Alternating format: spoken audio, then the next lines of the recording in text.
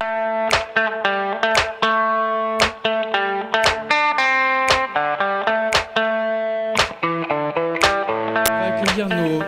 nos deux premiers participants, Francis Barrel, Head of Market Growth chez PayPal, et Cyril Chiche, qui est CEO de Lydia. Ah, je crois que Christophe vient de nous rejoindre avec sa valise.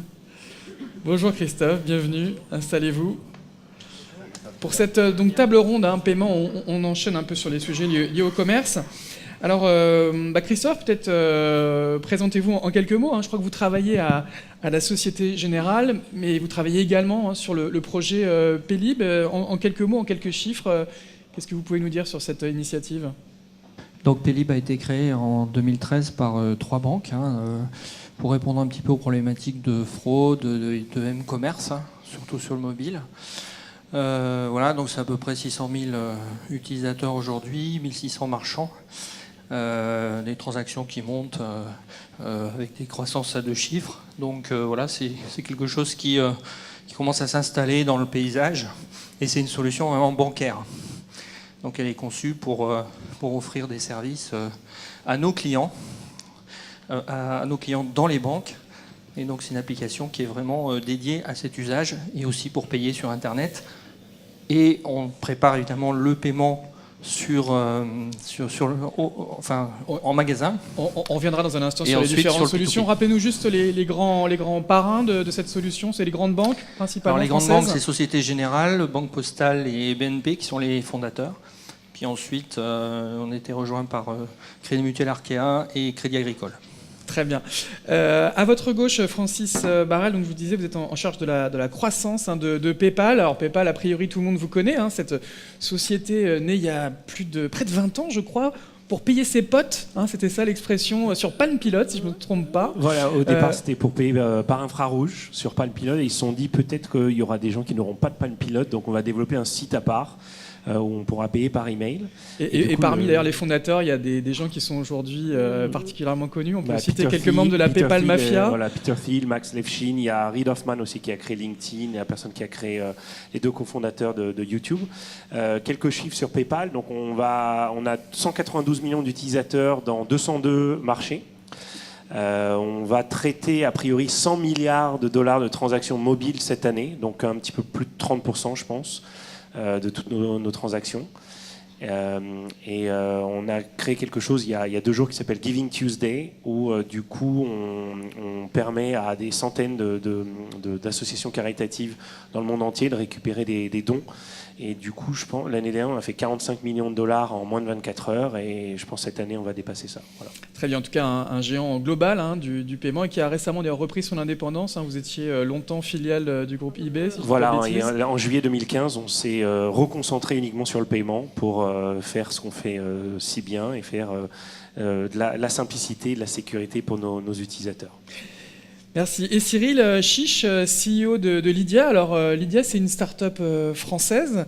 Présentez-vous également en quelques mots, quelques chiffres, et puis peut-être rappelez-nous la signification de votre marque. Oui, bonjour. On va peut-être commencer par la signification de la marque, parce que sans doute plein de gens se disent ça doit être le nom de sa fille, de sa grand-mère, de son chat, j'en sais rien. Non, Lydia, c'est le nom d'un royaume où a été frappée au 7e siècle avant Jésus-Christ la première pièce de monnaie. C'est un royaume qui nous a laissé des mots assez connus dans le langage de l'argent. La première pièce de monnaie a été frappée par les Lydiens pour résoudre un problème. C'était un royaume de marchands. Et quand on fait du commerce, ce qu'on veut éviter, c'est de perdre des transactions. Je pense que tous les gens qui sont ici commerçants veulent éviter de perdre des transactions. On a la même problématique aujourd'hui dans le digital, dans le numérique. Et Crésus, c'était un roi lydien? C'est ça. À l'époque, en fait, on faisait du troc, et le troc, ça marchait bien, mais pas assez bien. Donc on a créé une contrepartie universelle, la pièce de monnaie. C'est le roi qui a créé ça, c'est Crésus. Et à partir d'un alliage naturel d'or et d'argent qui se trouvait dans le fleuve qui traversait la capitale, et ce fleuve, c'est le Pactole.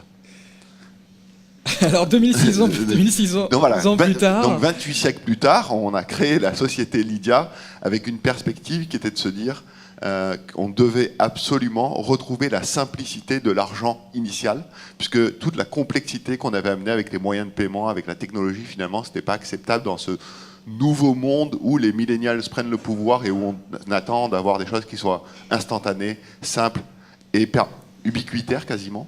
Et donc c'est ça l'idée de Lydia. L'idée de Lydia, c'est de l'argent simple, un accès à mon argent désintermédié, hyper fluide, pour échanger de l'argent entre potes, comme le PayPal du début, mais aussi pour payer dans des commerces ou payer en ligne.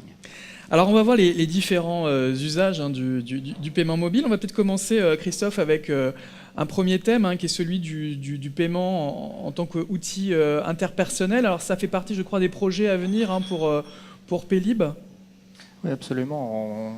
Bon, il faut savoir que dans le monde bancaire, les paiements instantanés vont arriver, donc on se prépare en fait à cette échéance, on va dire dans les années 2020 à peu près, c'est long dans les banques, vous le savez, mais voilà, on y arrive, et ça va balayer un petit peu tous les possibilités de pouvoir payer immédiatement.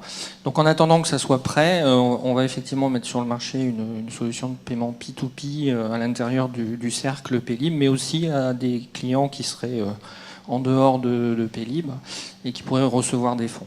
Voilà. C'est quoi votre analyse? C'est que les consommateurs veulent basculer dans une société cashless, sans argent liquide et tout gérer depuis des interfaces électroniques?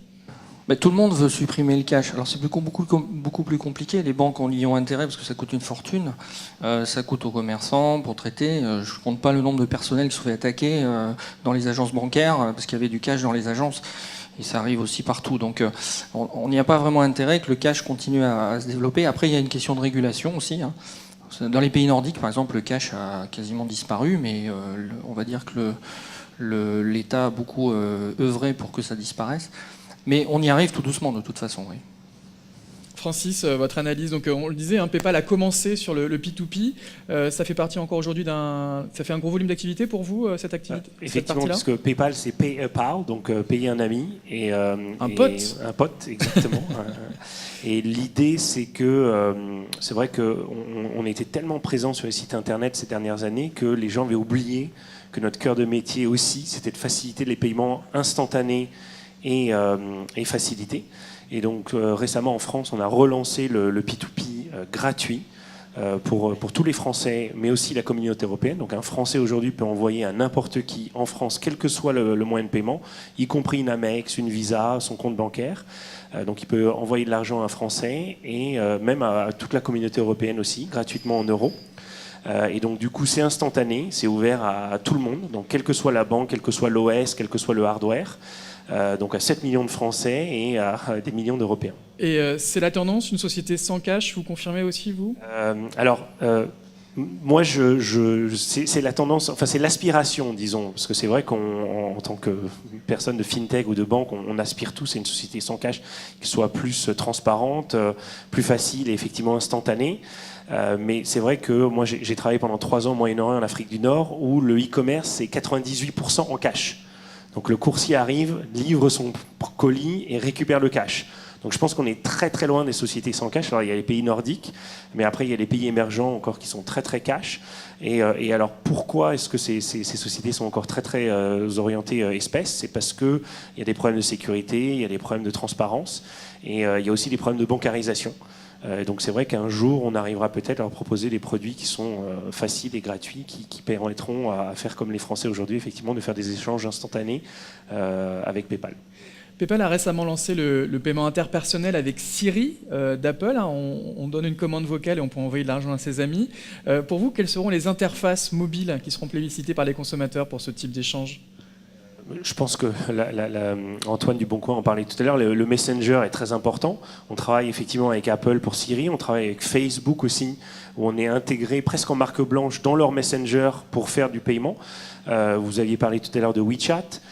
Tant que le consommateur reste dans son app, donc nous on appelle ça du paiement contextuel, donc tant qu'il ne sort pas de son app, on le fait avec Pinterest aussi. Du coup, s'il n'y a pas d'onboarding, s'il y a un paiement quasi instantané sur le produit, mais sans partir de l'expérience, c'est ce qui facilite et la conversion, comme le disait Cyril, et l'expérience utilisateur fluide. D'accord. Cyril, justement, la vision de Lydia sur le paiement interpersonnel, c'est aussi une société sans cash ou 2800 ans après l'invention de la pièce de monnaie, elle a encore un petit peu d'avenir? Je ne crois pas qu'on puisse aller vers une société cashless, mais on va certainement vers une société less cash, Ça, c'est sûr. La part des espèces diminue dans toutes les sociétés, à part peut-être l'Allemagne, où on est encore à 82% des transactions en espèces. Et là, il n'y a pas de sujet de bancarisation, de technologie, de rien. C'est juste culturel pur. Si, ils veulent, mais en fait, ça va venir avec cette génération Y, avec cette génération Z. C'est quelque chose qui finalement, c'est culturel. Ce qui est évidemment au cœur de Lydia, dès le départ, ça a été les échanges entre personnes. D'abord parce qu'on s'adresse principalement aux millennials et que cette génération-là est la génération du commerce collaboratif, d'une économie qui change et qui n'est plus une économie de la possession, mais qui est une économie de la fonctionnalité, de l'accès. Finalement, je ne sais pas combien de personnes dans la salle sont déjà allées au Virgin Megastore. Ok. Bon bah, moi aussi j'y suis allé, j'y allais même presque tous les jours à une époque, je travaillais juste à côté. Vous pouvez vous le dire, notre vision de l'économie, elle est ringarde. C'est fini. Ce truc-là n'existe plus. Si je dis aujourd'hui à mon fils qui a 14 ans, attends demain matin l'ouverture du Virgin Megastore pour aller acheter le disque avec la chanson que tu viens d'entendre à la radio, il va me regarder avec des yeux légèrement incrédules, voire peut-être en pensant que son père est un super ringard. Et il aura raison. On vit dans une économie qui est en train d'être une économie de plus en plus où la confiance se fait de pair à pair. Le Bon Coin est un bon exemple, mais toutes les places de marché sont des bons exemples. Price Minister, Amazon. Et donc, du coup, il nous faut des nouveaux outils. Et parmi ces outils, l'un des plus importants, parce que c'est une économie, certes, circulaire, collaborative de pair à pair, mais c'est aussi, donc, de fait, une économie de la confiance. Et donc, il nous faut des nouveaux outils de confiance, des outils de confiance adaptés. Et c'est bien sûr avec cette promesse-là, et c'est une expérience utilisateur très fluide, que Lydia a réussi aujourd'hui à convaincre 600 000 utilisateurs, parmi lesquels 80% de 18-35 ans, 1500 nouveaux chaque jour. Et justement, cette nouvelle génération, quelle interface elle utilise? Parce qu'il y a une application Lydia, et on vous retrouve aussi intégré, par exemple, à iMessage. Moi, j'ai un iPhone, et je vous ai découvert dans le store propre à iMessage, donc on peut s'échanger de l'argent directement dans la messagerie. Alors, notre vision, elle est que la bonne interface pour utiliser Lydia, c'est celle que vous avez l'habitude d'utiliser. Et finalement, ce n'est pas notre sujet de choisir et de faire des interfaces. Nous, ce qu'on doit faire, c'est un control center pour votre argent. Et là, l'expérience doit être extrêmement fluide, extrêmement efficace et même belle, si possible. Donc à la fois UX et UI. Et c'est là que vous allez devoir rentrer, connecter vos moyens de paiement, vos comptes, vos cartes, mais aussi piloter ce que vous voulez que les gens puissent faire avec votre argent. Le débiter, pas le débiter. Piloter votre carte Lydia qu'on a lancée récemment, une carte Mastercard, et tout ça avec l'application. Pour tout le reste, les échanges que vous allez faire avec d'autres personnes, c'est à vous de décider. Si vous aimez faire des échanges avec des gens du bureau pour des pots de départ, des anniversaires, utilisez Slack, on est ravis. On a été la première société au monde à faire un payment bot pour Slack. Et on est intégré dans iMessage, dans Siri, bientôt dans d'autres services de messagerie. Et vos anticipations, c'est que la plupart des transactions se feront en dehors de votre application et justement dans les applications des autres? Alors en fait, toutes les transactions se font toujours dans notre application parce que c'est nous qui finalement détenons le cœur de la machine, l'usine de transactions. Néanmoins, les interfaces pour appeler cette usine seront très certainement, au moins pour la partie entre personnes, P2P, au travers d'interfaces conversationnelles qui ne seront pas les nôtres.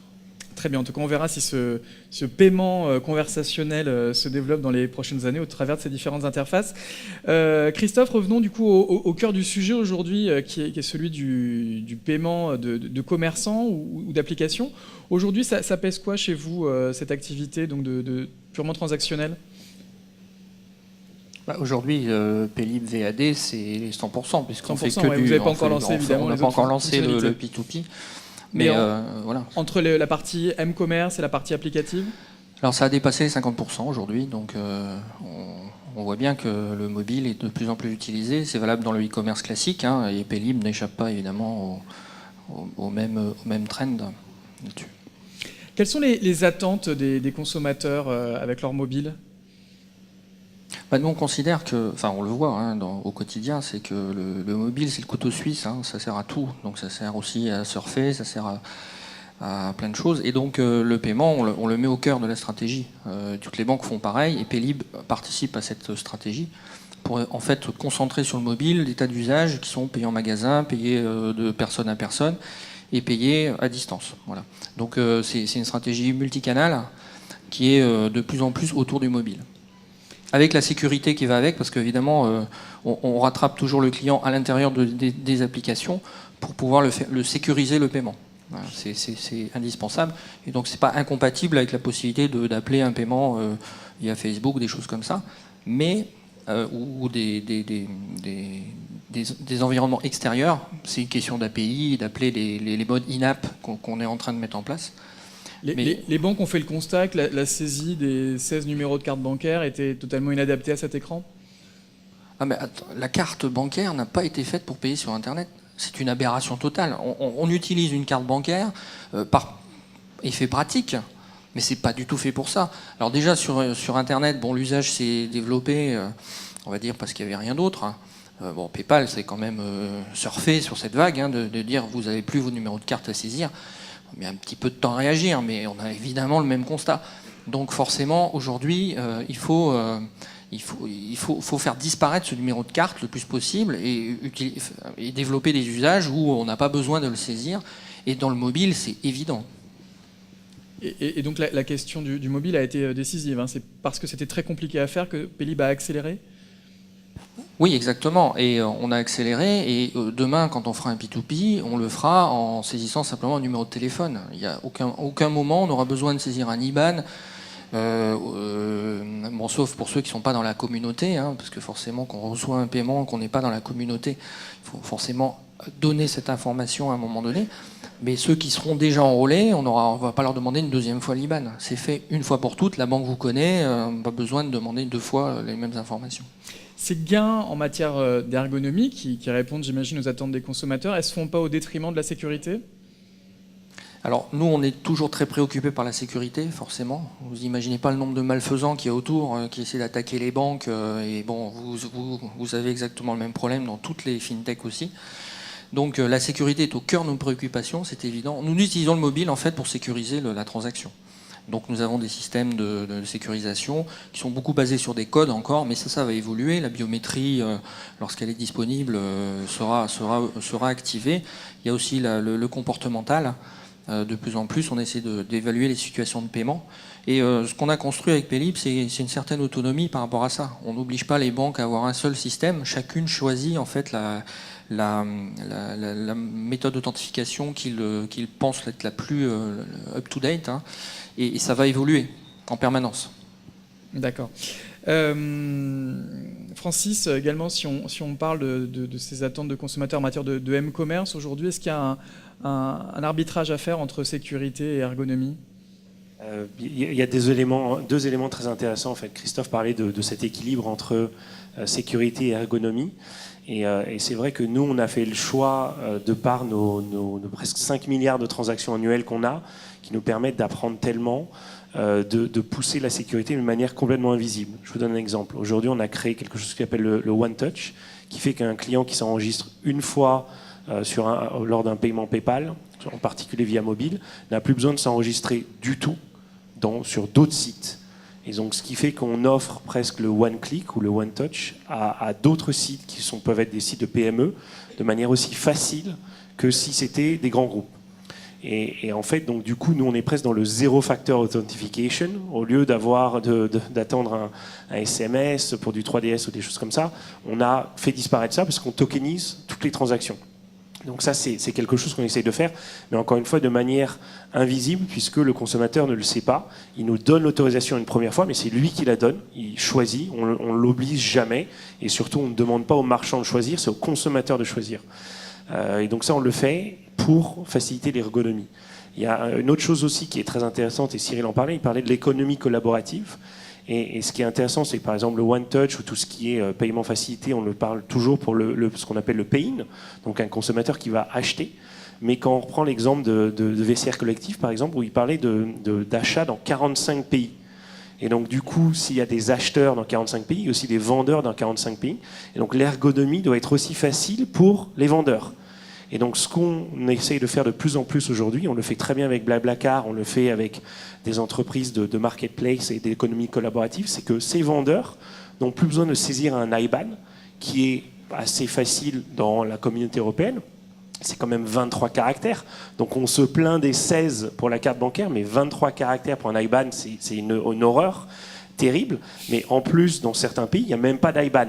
Le format est différent selon les pays, donc c'est une horreur. Et donc nous, ce qu'on facilite, c'est aux sellers, en fait, aux vendeurs sur ces marketplaces, une fois qu'ils ont vendu un produit qui doit être payé, que ce soit des affiliates, que ce soit des créateurs de contenu, que ce soit aussi donc des vendeurs sur des marketplaces, de ne mettre qu'une adresse email, et c'est tout.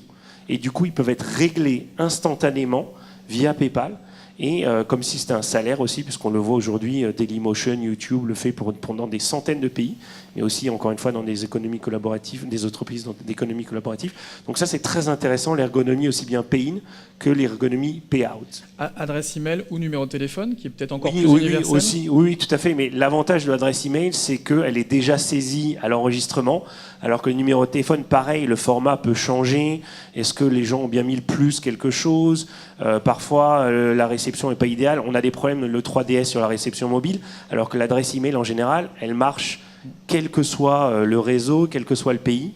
Et le format, même si la personne saisit son numéro de téléphone, encore une fois, je parlais du Moyen-Orient tout à l'heure, en caractère arabe, donc pas algébrique, mais vraiment arabe, alors qu'encore une fois, l'adresse email, l'avantage ou le désavantage, c'est que c'est toujours des caractères latins, quel que soit le pays, quelle que soit la langue, et donc ça bouge pas, en fait.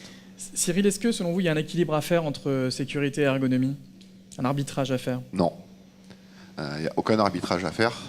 Le business du paiement est un business de la confiance. Sans sécurité, il n'y a pas de confiance. Donc, on commence par mettre la sécurité et ensuite, on travaille d'arrache-pied, jour et nuit, en faisant criser les chefs de produits, les développeurs et tous les gens qui travaillent autour du produit, les designers, pour supprimer toutes les frictions générées par ce gros pavé de sécurité qu'on a commencé par poser là. Mais on ne dépouille jamais la sécurité. On rajoute juste autour des couches d'abstraction de cette sécurité-là pour la rendre la moins painful possible. Mais non, il n'y a aucun compromis avec la sécurité. Très bien, au moins les choses sont dites. Christophe, si on parle par contre des attentes des marchands, aujourd'hui, évidemment, ils ont le choix entre différentes solutions de paiement. J'imagine un des arguments pour s'imposer, ça va être les taux de transformation qu'on peut obtenir avec une solution plutôt qu'une autre. Quelles sont selon vous leurs principales attentes ? Ça dépend des commerçants, mais la plupart veulent payer le moins possible, avoir des choses qui sont garanties. Donc nous, on a axé notre produit, Paylib, sur ces deux facteurs-là, et la sécurité que ça apporte aux marchands et aux consommateurs. Donc on est assis sur une transaction carte, sur une transaction monétique classique. Il n'y a quasiment pas de surcoût à la transaction monétique. Donc c'est conçu pour justement être fluide dans le parcours de paiement, mais avec une sécurité, comme disait Cyril, il faut forcément qu'on rattrape la sécurité à un moment donné. Mais l'important pour nous, c'est que ça soit optimisé pour les commerçants, pour que le prix soit attractif, le plus attractif possible. Si on parle de taux de conversion, vous observez de grosses différences entre le desktop et le mobile ? Alors, non, pas tellement. C'est à peu près équivalent. D'accord. Francis, pour vous, quelles sont les attentes aujourd'hui de vos partenaires marchands en matière de paiement mobile ? Alors, comme le disait Christophe, normalement, les attentes sont les mêmes, mais c'est vrai qu'il y a quand même des catégories complètement différentes. Je parlais de notre présence internationale. On travaille avec 15 millions d'e-commerçants aujourd'hui. Sur ces 15 millions, il y en a peut-être 1000 ou 2000 qui font plusieurs millions d'euros ou de dollars de chiffre d'affaires par mois ou voire par an. Et puis après, il y a la long tail, qui sont, comme Cyril les connaît très bien aussi, des petits commerçants qui n'avaient même pas de moyens de paiement avant et qui, sur Internet, vont chercher des solutions classiques et essuient des refus, puisque c'est des nouvelles sociétés qui n'ont pas nécessairement d'historique et du coup, on ne leur laisse pas nécessairement récupérer des paiements facilement. Et alors que justement avec PayPal, l'avantage c'est que n'importe quelle start-up sans aucun historique va pouvoir être payée immédiatement, puisque nous on va un peu ouvrir nos grandes oreilles, on va les laisser récupérer les transactions immédiatement. Et en parallèle, on va quand même les observer pour être sûr qu'il n'y a pas de fraude, qu'il n'y a pas d'usurpation d'identité et qu'il n'y a pas aussi de risque de blanchiment d'argent. Mais on va quand même les laisser travailler tout de suite. Et ça, c'est quelque chose de très important. Donc il y a effectivement la sécurité, il y a la rapidité, il y a le coût aussi, il y a l'aide sur le marketing. Donc il y a énormément d'attentes et qui sont quand même différentes en fonction des pays, en fonction de la taille des e-commerçants. Et la garantie de paiement, hein, c'est important aussi. Et la garantie de paiement, oui, c'est une petite différence entre vos solutions, je crois. Mais si on parle de performance pure sur le mobile, est-ce que les taux de transformation sont plus faibles par rapport au desktop? Alors, hors PayPal, ce qu'on voit quand même, c'est que le taux de conversion aujourd'hui sur mobile, il est 10 fois inférieur par rapport au desktop. Donc ça, c'est des chiffres comme Score ou Nielsen. Et malgré tout le trafic aujourd'hui, puisqu'il y a quelques semaines, il est devenu plus mobile que desktop dans le monde. Et en général, que ce soit via app ou via web mobile, on a à peu près entre 60 et 70% du trafic aujourd'hui qui est mobile dans les pays émergents. Mais malgré tout, le taux de conversion reste très très limité. Encore une fois, à cause de tous les obstacles qu'on met sur la route du consommateur pour payer facilement, puisque le trafic est une chose, mais finalement l'achat en est une autre. Et c'est pour ça qu'encore une fois, c'est important de proposer des solutions simples, que ce soit par email ou par numéro de mobile, voire encore une fois, même pas d'identification, pour que le consommateur puisse payer immédiatement pour convertir. Cyril, hein, sur les attentes des marchands, il y a évidemment ce taux de conversion. Vous observez une grosse différence, vous, entre le desktop et le mobile? Alors nous, on n'observe rien sur le desktop parce qu'on n'y fait rien. C'est vrai. Donc la question est assez vite tranchée. Mais je vais profiter de cette question que tu ne m'as pas posée pour pousser un coup de gueule et finalement pour m'adresser ici à tous les commerçants et à toutes les agences qui conseillent les commerçants sur la mise en place de leur stratégie mobile. Il faut arrêter d'emmerder vos clients. Vraiment. Les raisons pour lesquelles les taux de conversion sont si mauvais sur mobile, c'est parce que les parcours sont des punitions. Des punitions. Et plus on avance dans « je vais faire plaisir à mon client » et plus c'est la catastrophe. Alors la dernière mode, c'est « je vais faire une application dans laquelle je vais avoir mon wallet privé, comme ça je vais pouvoir mettre de la fidélité dedans ». Je vous en supplie, ne faites pas ça. Faites un panel avec des gamins de 14 ans et demandez-leur qu'est-ce qu'ils en pensent. Je vous en supplie, faites-le. Je sais que tout le monde regarde avec les yeux de Chimène ce qu'a fait Starbucks. Je sais que c'est un grand succès. Mais il y a un seul succès sur la planète pour 299 000 échecs. Posez-vous la question de cette statistique. Est-ce que vous voulez prendre ce risque-là? Aujourd'hui, tout le monde me dit « Cyril, c'est extraordinaire. On va faire une application avec dedans la fidélité, les trucs extraordinaires. On est une grosse marque, on a des millions de clients, on est fat, on a tout ce qu'il faut, on a la digitalisation du point de vente, tout le tralala. Est-ce que tu peux nous faire un wallet en marque blanche ?» Et moi, je réponds « Non, jamais, on ne fait pas ça. » Pourquoi? Parce qu'en voulant faire ça dans chacune de vos applications, ce que vous faites pour rendre service à vos clients, c'est que le jour où leur carte expire, où ils la perdent, où ils se la font voler, il faut qu'ils re-rentrent leur numéro de carte dans 37, 42, 79 applications. Mais pourquoi? Pourquoi? Alors qu'on a vu tout à l'heure que, par exemple, pour l'identification, on va utiliser des Facebook Connect et ça améliore significativement les taux de transformation. Pour les paiements, il faut laisser ça à des professionnels et faire des wallets Connect. Alors, on peut effectivement utiliser Lydia, PayPal ou Paylib. Christophe, on est quand même dans un écosystème mobile qui est aujourd'hui dominé par deux grands acteurs, hein, Google avec Android et Apple avec Apple Pay. On a vu une des banques qui n'est pas, je crois, membre du consortium Paylib lancer l'été dernier Apple Pay auprès de ses clients. Vous, quel est votre regard sur la concurrence ou la coexistence de votre solution avec celle d'Apple ou de Google, hein, parce qu'Android Pay arrive aussi en ce moment? En ce qui concerne le paiement de proximité, la messe est dite. Aujourd'hui, le composant NFC étant fermé, on fait de l'Apple Pay, on ne fait rien sur iOS. Il n'y a pas le choix.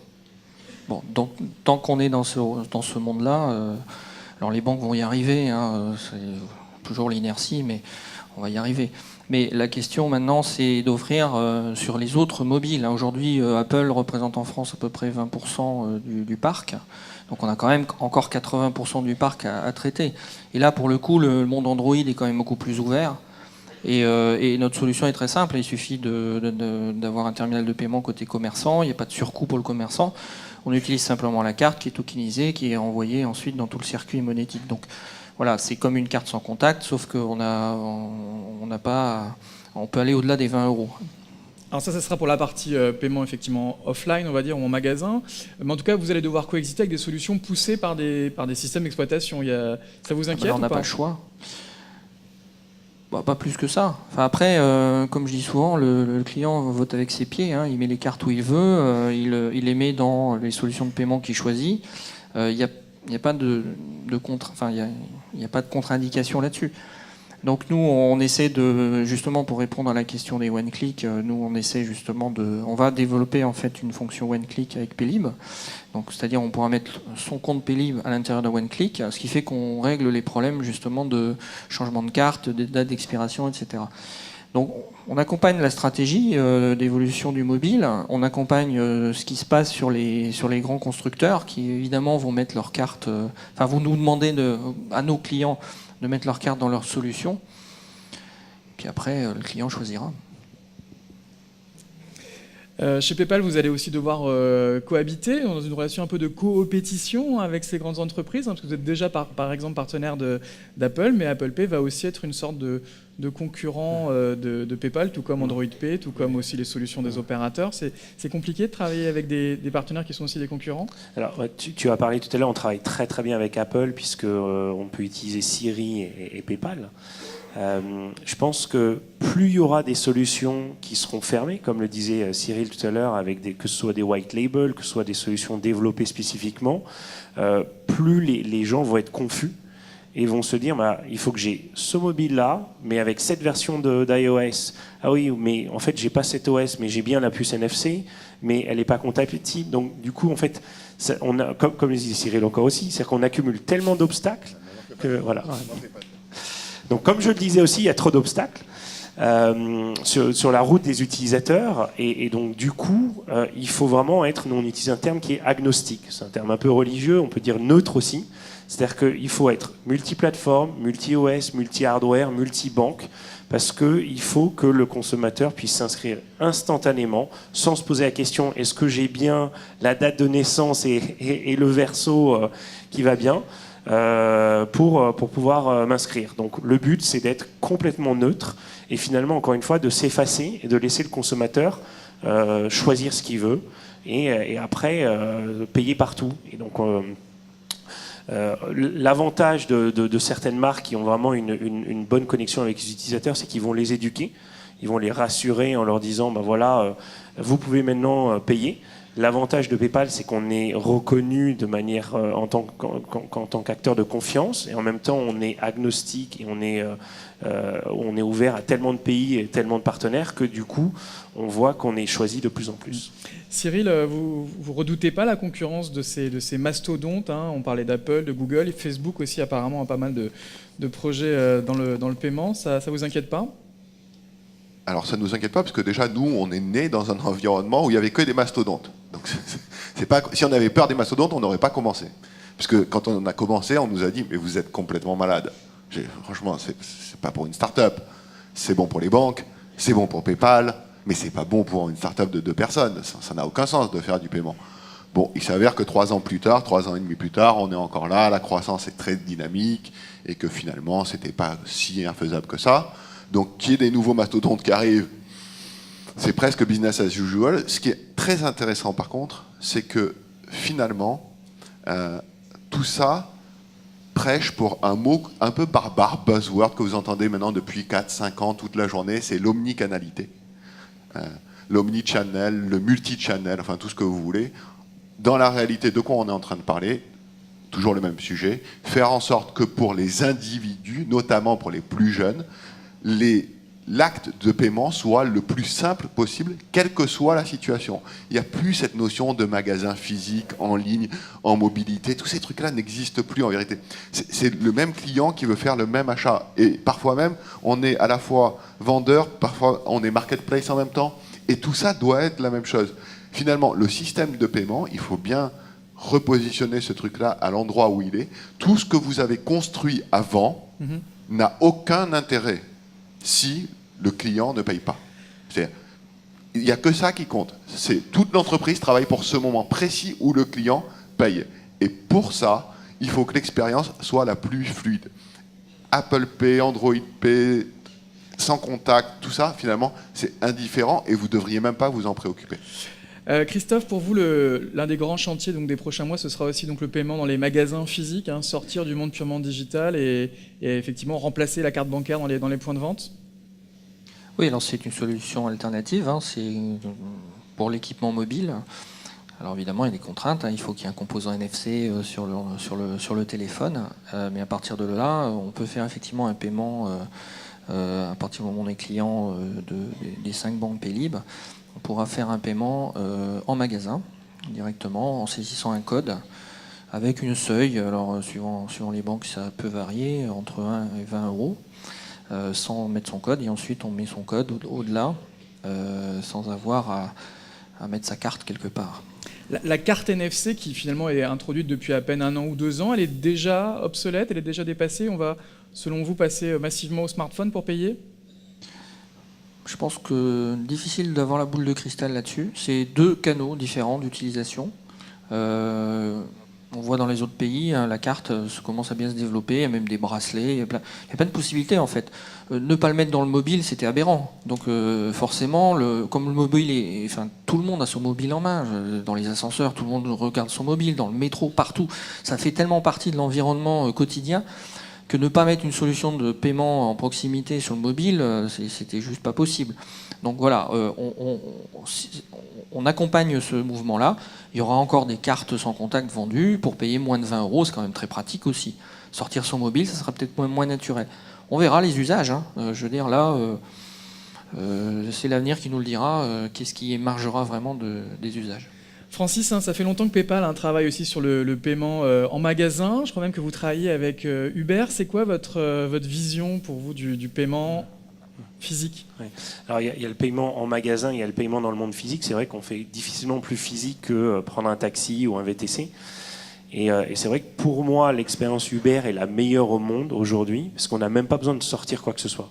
On s'enregistre une fois, et après, même si on est sur son mobile pendant tout le trajet, en sortant, on n'a pas besoin de taper un device, de demander au chauffeur de s'équiper. Tout est fait in the cloud ou donc l'avenir, l'idéal pour vous, ça serait en fait de ne plus payer. Oui, ou encore une fois de payer de manière transparente, voilà, en amont, puisque pour nous, pour offrir l'expérience consommateur la plus intéressante, il faut ce qu'on appelle un delighter. C'est un wow effect. C'est-à-dire que aujourd'hui, la carte NFC ou le mobile NFC, c'est pratiquement la même chose. C'est-à-dire qu'il faut avoir il faut sortir un truc, il faut le taper. Et encore une fois, il faut demander aux commerçants de s'équiper. Même quand ils sont équipés, ils ne savent même pas donc que pour vous, il n'y a pas une grosse valeur ajoutée du smartphone sur la carte ? Alors, c'est vrai qu'on a tous un smartphone, mais c'est encore mieux de ne pas imposer à des commerçants de s'équiper. C'est important aussi de ne pas imposer une expérience utilisateur différente aux consommateurs. Et parce que finalement, quand vous êtes dans un magasin physique et que vous devez faire la queue pour présenter vos produits et après, encore une fois, taper votre mobile, alors que vous pourriez scanner vous-même le QR code du produit que vous allez prendre et puis partir et vous êtes débité dès que vous sortez du magasin parce que vous avez été géolocalisé, encore une fois, de la même manière que quand vous êtes dans un Uber et que vous sortez. Pour moi, c'est l'expérience du futur. Alors, est-ce qu'elle va arriver ? Est-ce qu'il faudra imposer peut-être des beacons justement pour géolocaliser les consommateurs ? Je ne sais pas. Ce que je vois aujourd'hui, c'est que Uber marche très bien. Uber a pu se lancer et se développer dans le monde entier, pas grâce aux petits bonbons et à la bouteille d'eau à l'arrière, mais parce qu'ils ont offert une expérience utilisateur incroyable, qui est justement facilité par PayPal, puisque parce qu'on rappelle que vous avez une activité c'est Braintree B2B, en fait, voilà, exactement, c'est Braintree qui est le moteur de paiement de Uber aujourd'hui, qu'on a racheté il y a 3 ans et qui permet à, je crois, presque 300-400 millions d'utilisateurs, enfin de cardholders de payer dans le monde. Voilà. Cyril, le choix, si je peux me permettre, le choix pour les commerçants, ça sera d'engager des caissières ou des vigiles pour vérifier qu'on y va parti n'importe comment avec les effectivement, c'est peut-être un faux choix. Cyril, le paiement en magasin, c'était un des projets initiaux, je crois, de Lydia. Aujourd'hui, quelle est votre vision ? Absolument, et ça reste aujourd'hui une part non neutre des transactions qui sont faites avec Lydia. Je partage. Alors là, comme que je renvoie l'ascenseur à Francis, Vous êtes en phase, absolument tous les deux, la hein. vision de Francis, qui est très brillante. Mais oui, ça va dans ce plaidoyer que je fais depuis le début, qui est plus c'est simple, plus c'est transparent, plus c'est painless, et mieux tout le monde se porte. J'étais au Portugal le week-end dernier, et je ne sais pas si vous avez remarqué, en France, quand on prend l'autoroute, pour prendre une analogie qui n'a pas grand-chose à voir, mais qui est finalement exactement la même, quand on prend l'autoroute, on a deux choix. Celui de faire la queue 47 voitures au péage pour les bœufs, celui d'avoir le télépéage et d'être obligé de ralentir à 5 km/h. Alors ça, c'est pas pour les bœufs, c'est pour les veaux. Au Portugal, vous roulez sur l'autoroute, il y a des portiques qui, avec des caméras, prennent en photo votre plaque d'immatriculation et font sonner votre télépéage, et vous passez le péage à 130 km/h. D'après vous, Les gens, si on évidemment, reprend préfèrent la solution l'analogie rapide. maintenant avec le commerce, qu'est-ce qui est mieux? Vous l'aurez compris. C'est mieux de continuer à 130 Effectivement, km/h. un monde sans friction. Il nous reste une toute petite minute. Est-ce que je peux vous demander à tous un mot de conclusion, un mot dièse de conclusion, Christophe? Ça serait quoi? Donc nous développons Paylib sur tous les axes, hein, le P2P, le paiement de proximité, le paiement vente à distance, pour que les banques puissent offrir une solution de paiement à tous leurs clients, sur tous les canaux qui sont possibles sur le paiement. Très bien. En tout cas, on verra la montée en puissance de Paylib en dehors évidemment de l'univers purement du M-commerce dans les prochaines semaines. Merci en tout cas d'être venu. Francis, également un mot de conclusion, un mot dièse, 140 caractères. Au-delà des canaux, il y a les usages, encore une fois, dont on en a parlé assez. Il y a le P2P, il y a le pay-in, il y a le pay-out. De permettre aux consommateurs, aux marchands d'être payés, de payer sans y penser, de manière sécurisée, de manière fluide. Voilà, c'est le plus important. Merci. Cyril, également un mot de conclusion très rapide. Oui, n'ayez pas peur d'essayer, n'ayez pas peur de vous tromper. Très bien. Merci en tout cas à tous les trois. On invite évidemment tout le monde à télécharger vos différentes applications et on peut les applaudir. Merci à tous. Merci à tous.